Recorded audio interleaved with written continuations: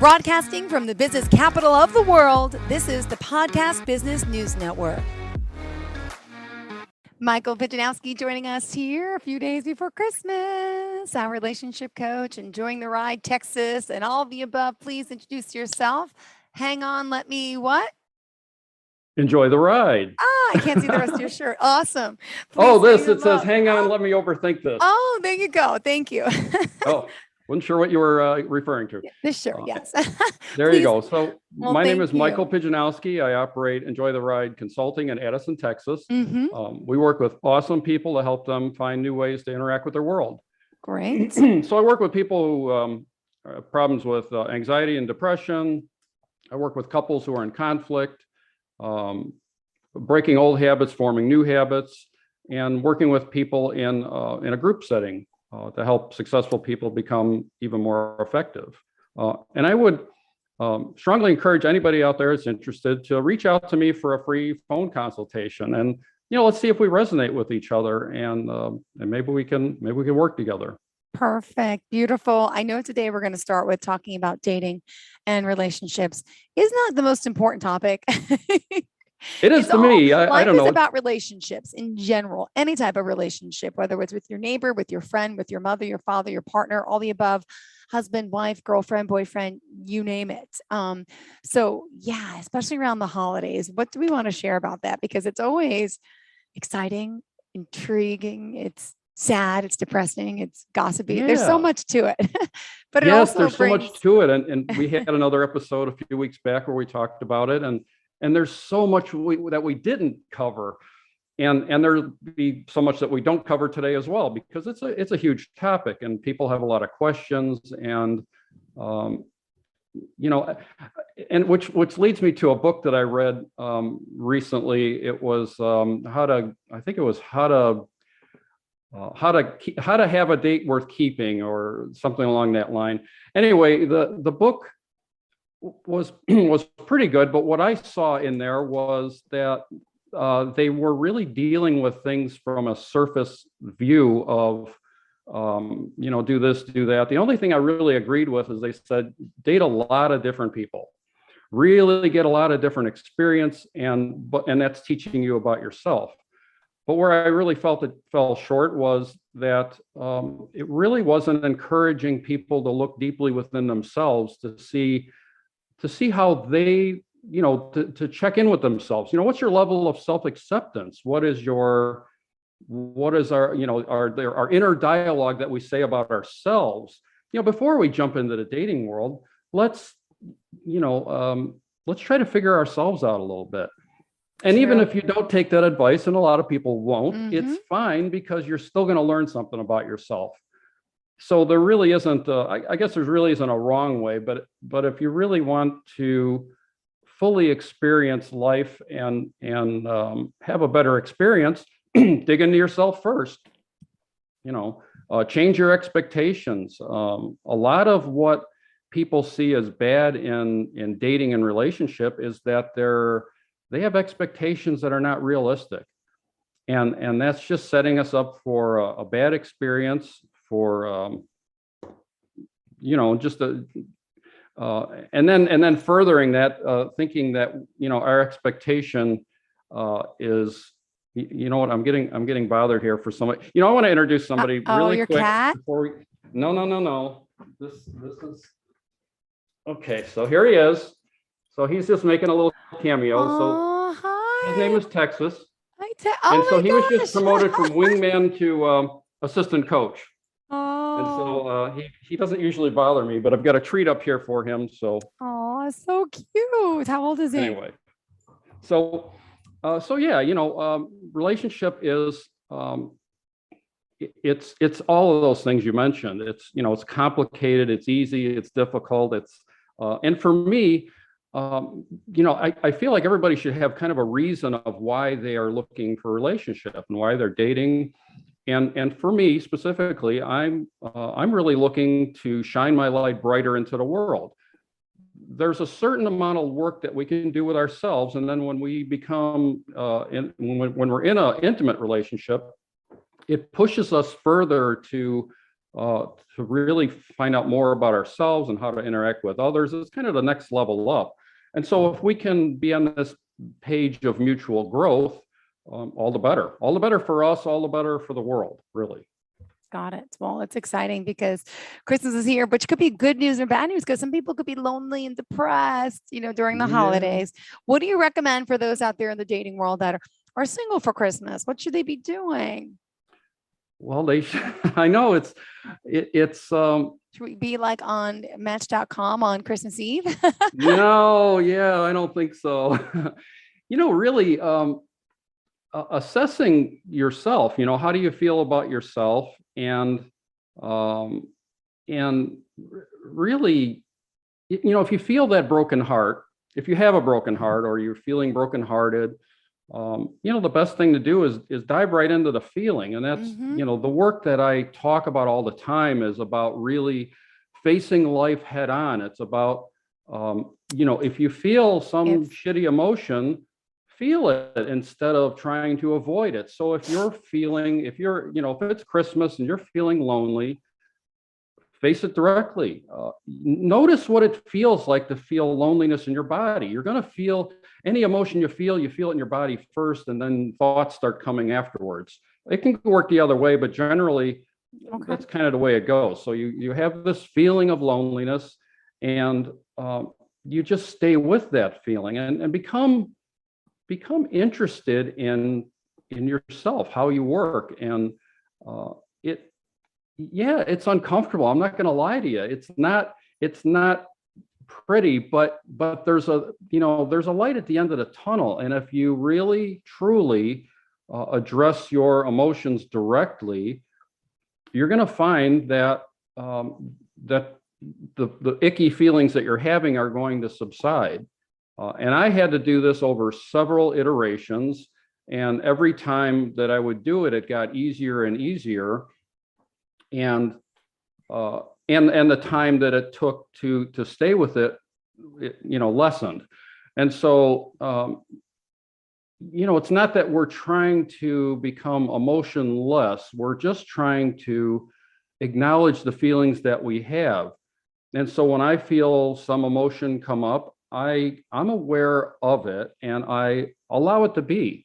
So I'm not going to sit here and tell you that I never feel loneliness, but what I feel is so muted and compared to what it used to be, that I understand it's just a feeling and it's going to go away. And so if you are feeling lonely during Christmas, understand that you're not alone. It's normal to have emotions. It's just, how are you working with those to process them? And that feeling of loneliness may have something to do with when you were 4 years old. And so you have to understand, be nice to yourself. You didn't implant a lot of these emotions and programs that are running in your subconscious mind. And so don't beat yourself up about it. Okay. We'll try not to. Try not to. Yeah, there you go. That's the best you can do. Friend zone. Talk friend zone. Yes. So I've had a real shift in the way I think about that, because it's always presented as a negative. Okay. And in all the books that I've read, it's like, they're all talking about how to avoid the friend zone, and it's a bad thing. And I just don't see it that way anymore, and I think it's because I'm on both ends of that. I'm on both sides of it. So I've been friend zoned and I've friend zoned a lot of ladies. So, and some of them, I truly enjoy their friendship and discussion. And so I've got one that I've been hanging out with a couple of years, and another one for, probably a year and a half. And so they're just really, really good friends. But, we've decided that, dating's probably not the thing for us. And so it's not a negative. I mean, you're looking at it as a negative because you want a certain outcome. You're going out on a date with this person and it's got to be something. We got to turn this into a relationship. Otherwise it's failure. but you could have a really good conversation and find out that this person is super interesting, but you may not be feeling like you want to be in a relationship with them. And so, if you're upfront and you say, listen, I really enjoy your company. But I think being friends is probably where we're going. And, some people will take that hard and some people won't. It's a messy game. What can I say? But don't take it so seriously, because and I think the other part of that is when you go into a date with expectations that it has to be something, then the only way you're going to be happy is if it turns out the way you think it should. And so if you're open-ended thinking, this could be a single date, maybe this is the start of a new friendship. Maybe it is going to turn into a romantic relationship. And so you really don't know. And so, the friend zone is, like I said, it's been presented as a negative, and I don't see it that way. But I think if you're constantly hearing that from your dates that they just want to be friends, then you need to look within. I mean, it's all about yourself. Again, it's not about them. It's like, what are you putting out in the world? How do you feel about yourself? Because other people can read you, and whether you believe it or not, and women know this way more than men. Men are pretty clueless, and so guys, I just got to tell you, the women's radar is awesome, and you really have to be tuned into yourself, otherwise they pick up on that. So. Got it. I agree with that. The friend zone. That's a good one. I haven't used that term in so long, but yeah, interesting. Okay. Now what about the proper amount of time after relationship ends to start a new one? Is it true we sometimes get into new ones too quickly? Oh, sure. Because then we're It feeds dragging the void. yeah, and we're just dragging the last one that didn't work out forward into something else. And a lot of times I think what we're doing is we're blaming that other person why it didn't work out. And so we jump into something new because we figure, hey, it's not my fault. I'm good. I'm just going to jump into something else. And so I don't think there's a set period of time. I've met people who have been out of a relationship, let's say a long-term marriage. They've been out for 5 years and they still haven't let go of all the baggage that they have from this relationship. And so now they're going to bring that forward into another one. So really, as far as time, there's no set time, but you need to know for yourself that, what are your triggers? Are you constantly triggered by thoughts of your ex that make you mad? Really checking in with yourself.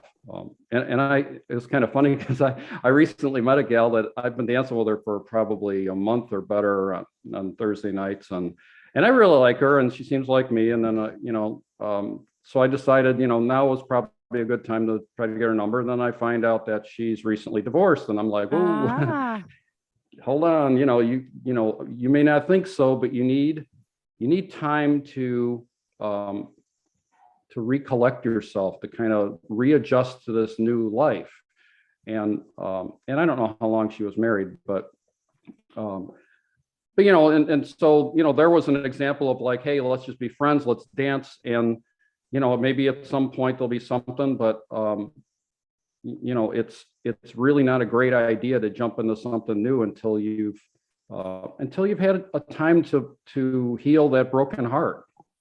Because you're just going to bring your junk forward, and why not improve your chances of things going right instead of the possibility, the strong possibility of maybe getting into something that was pretty much another version of what you just got out of. Wow, true. Oof. All right, well, let's get off of that topic for a second, because let's see, wait, January, February, March, April, May, June. 4 months too soon then?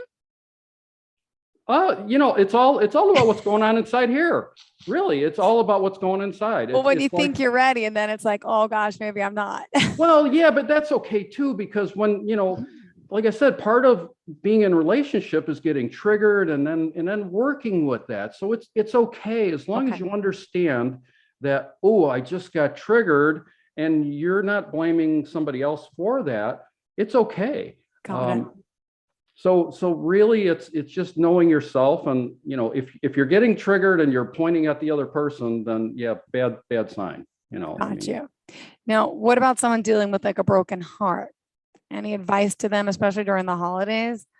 Yeah, well, if you have Stop that, listening to the sappy love Christmas songs. yes, the happy Christmas songs.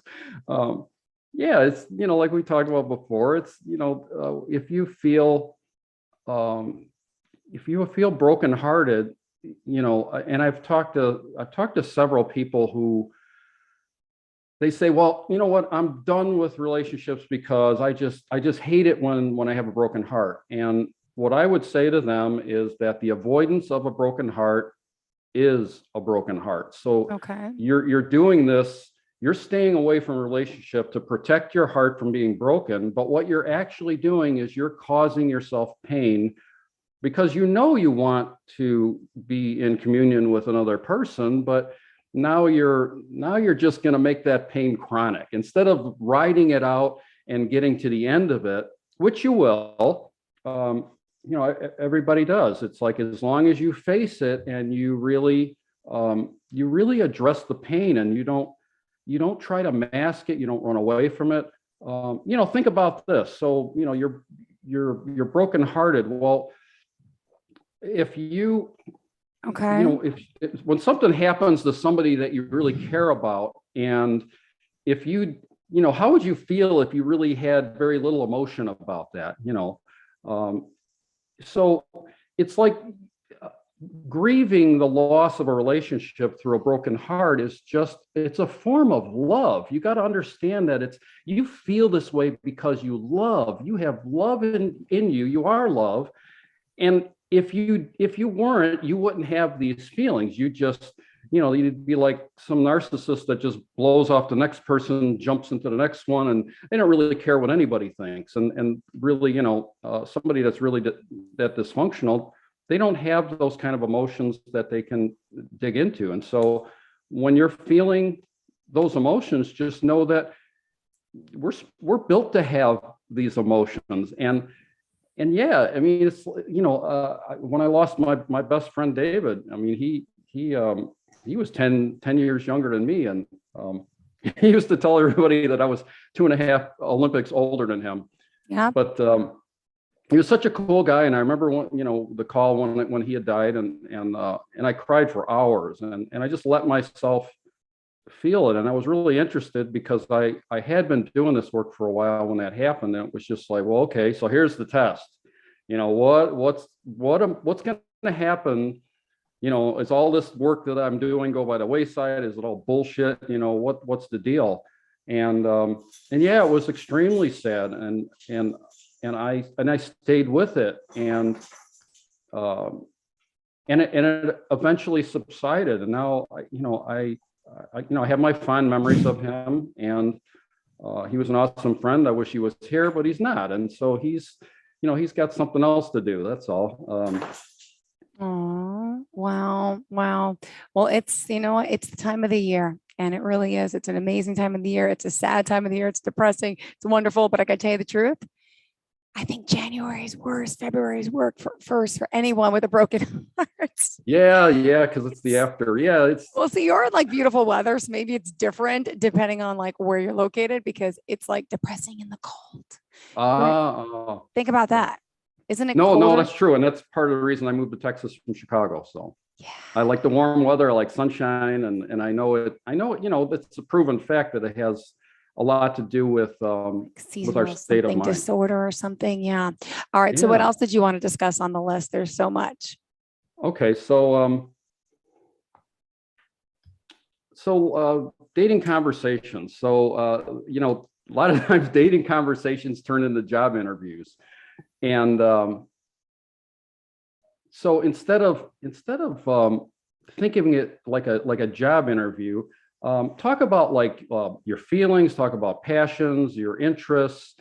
You can intersperse questions about, do you have kids, and what do you do, but kind of try to keep that on the lower level instead of this rapid fire interview style date. It should be fun. You should be enjoying each other's company, and also listening well.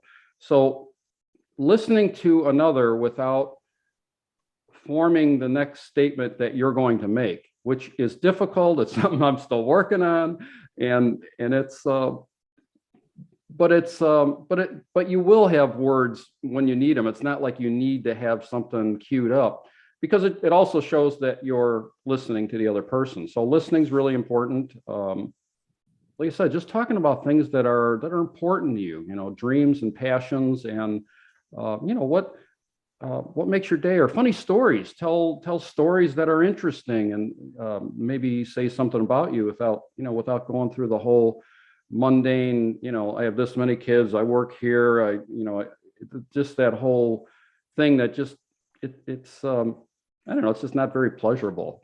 Mhm. Oh, it's the holiday season. Okay. What else you got for us, Michael? I'll take a sip too. There you go. So good places to meet people. We talked about this before. It's just, really just about anywhere. Dog park, football, kids football games, any kind of sporting event, shopping. So like when I go shopping, I usually do not have my radar on, and I probably miss some opportunities, but I know a lot of people are there just to shop. And Yeah. but occasionally I'll run into somebody, and it's just, so it's not really in the forefront of my mind, but it's certainly a place that can be done. Okay. But the other thing is, if you're not meeting new people fairly frequently, then Maybe.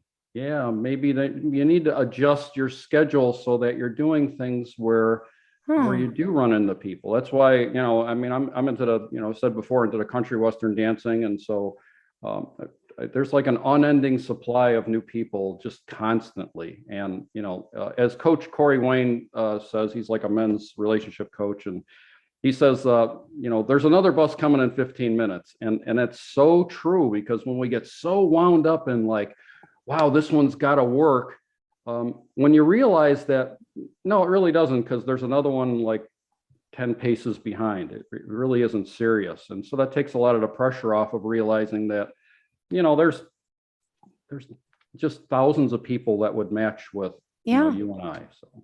All right. Well, that's good, because it's that time of year. Let me ask you this. How does it work as an adult dating? What is proper? What's not? I got to ask you this, right? Because normally if you date, you do coffee. You don't do dinner anymore, right? It's like a quick thing. Yeah. So for How do you, because first it's got dates, to be expensive. I have two kids. I don't get out much. Like, what would you do, right? well, I mean, sometimes it's, walk in the park. Yeah. Sometimes it's meeting for drinks. Usually, first date is fairly short, because, you can tell pretty quickly if somebody is, if you really want to have a second date. I mean, Yeah. and I think I had mentioned at one other episode about the zero date, and I forget who came up with that.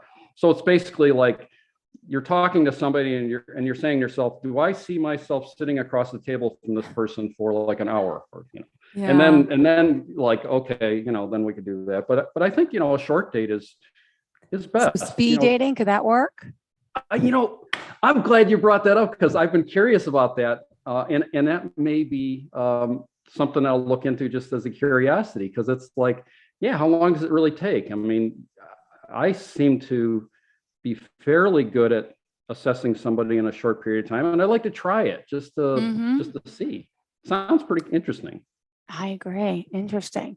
And you go around speed, because you kind of know when do you know if it's like Oh, potential? seconds. So speed dating they could be a say, good thing, right? well, they say that most of our communication is happening on a nonverbal level. So if it's nonverbal, so I'm going to experiment with that, and it's going to be a lot of fun. I can't wait, because I just thought of that this morning. I'm glad you brought it up. That most of our communication is happening, not on a verbal level. So it's not so much about what you say. It's like, I was in a dance lesson a couple of weeks ago, and so, this gal comes up to me and she says, "You look like you know what you're doing." And I said, am I wearing a sign? She says, "No, I could tell by the way you're standing." And I thought, wow, this is really interesting. Okay. So I think that, yeah, there's value in that. And I want to try it out just because of that, because I'm really curious now.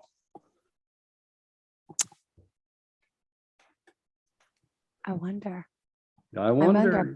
Well, one day when I get out, I'll have time to speed date and see. Okay, we still have 5 minutes left. 5 minutes. Okay. What else is on your list that's important to you? Okay. So we kind of covered, let's see. So, one thing we never talked about. So Enjoy the Ride, Texas. So like where that even came from. So I was several years ago, I was having a conversation with my coach Hayward. And at the time I was driving an 18-wheeler coast to coast. Now it's something that I only did for 2 years. But when I was driving, because you spend a tremendous amount of time alone, it was a really awesome Time. spiritual experience for me, because it was a form of meditation. And so, 10 hours a day of driving, and a lot of times no radio. I used to listen to audiobooks, but there were days when I'd spend a whole 10 and a half hours just driving, no radio, no nothing. Mm-hmm. And on the upper inside of my windshield, I had several things written, but the last thing I had was keep quiet.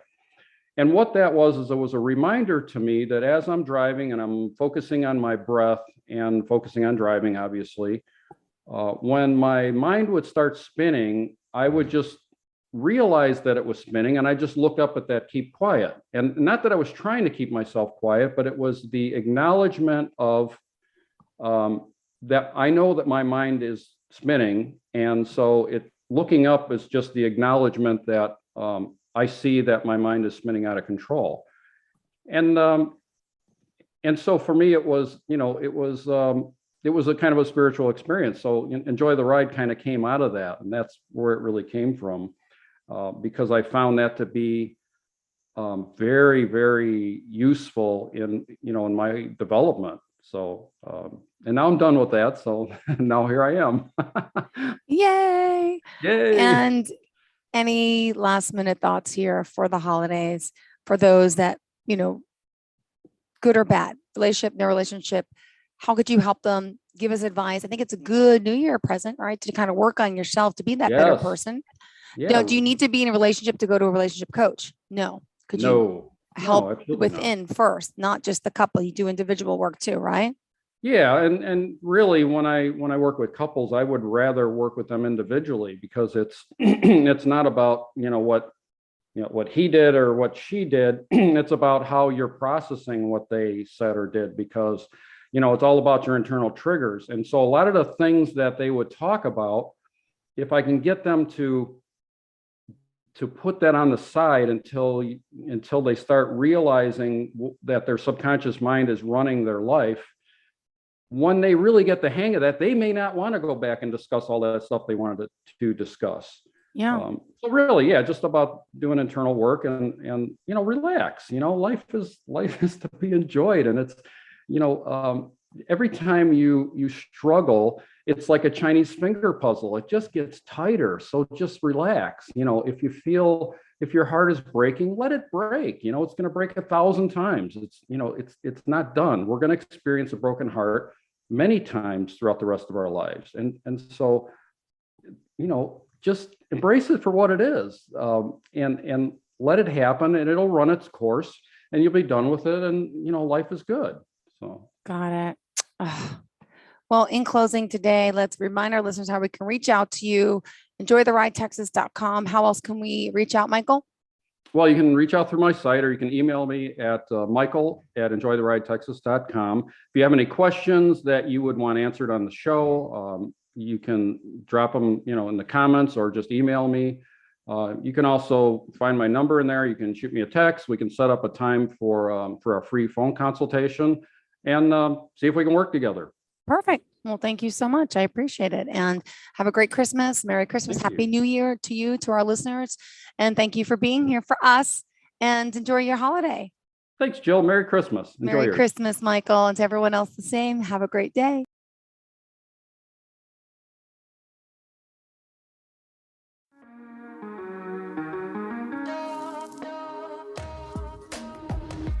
Broadcasting from the business capital of the world, this is the Podcast Business News Network. For nearly 2,000 severely injured veterans, everyday life has become filled with barriers. Day-to-day simple tasks can become pretty daunting. I have to carry my chair up 2 flights of steps or have somebody do it for me. What scares me the most is just the falling. When I'm struggling with my house, I think, to have that one great barrier just knocked down, it's crucial. Home for Our Troops is a wonderful nonprofit that builds a mortgage-free, fully adaptive, handicap-accessible house. And there's no catch. It'll be our very first home that we've ever owned. This is a game changer. This is where your life begins again. We need you to join us in completing this important mission. Please visit hfotusa.org and help build homes and rebuild lives. Because of you, everything's going to be okay.